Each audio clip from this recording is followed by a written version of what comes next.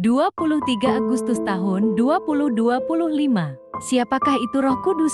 Tetapi hendaklah kamu penuh dengan roh. Efesus pasal 5 ayat 18.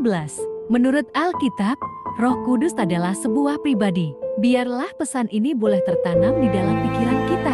Ketika Yesus berkata tentang Roh Kudus, Yesus selalu menunjuk pada kata ia. Ia ini bukan suatu benda, tapi ia adalah sebuah pribadi. Kita membaca dalam Alkitab bahwa Roh Kudus mempunyai pikiran, emosi, dan kehendak.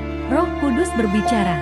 Dalam kitab Wahyu 2:7 berbunyi, "Siapa bertelinga, hendaklah ia mendengarkan apa yang dikatakan Roh kepada jemaat-jemaat." Roh Kudus menjadi perantara.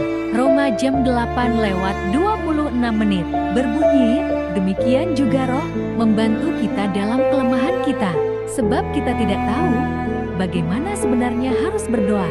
Tetapi Roh sendiri berdoa untuk kita kepada Allah dengan keluhan-keluhan yang tidak terucapkan." Roh Kudus bersaksi. Yohanes jam 15:26 berbunyi, "Jikalau penghibur yang akan kuutus dari Bapa datang, yaitu Roh kebenaran yang keluar dari Bapa, ia akan bersaksi tentang aku." Roh Kudus menunjukkan jalannya. Yohanes jam 16:13 berbunyi, "Tetapi apabila ia datang, yaitu Roh kebenaran, ia akan memimpin kamu ke dalam seluruh kebenaran." Roh Kudus memimpin. Roma jam 8:14 berbunyi, "Semua orang yang dipimpin Roh Allah adalah anak Allah." Roh Kudus memberikan perintah-perintah. Kisah Para Rasul 16:6 berbunyi, "Karena Roh Kudus mencegah mereka untuk memberitakan Injil di Asia." Roh Kudus menunjuk.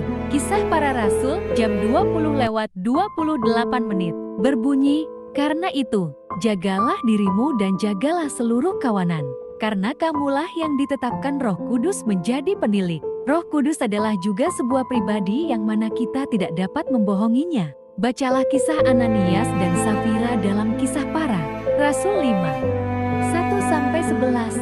Kita dapat mencela.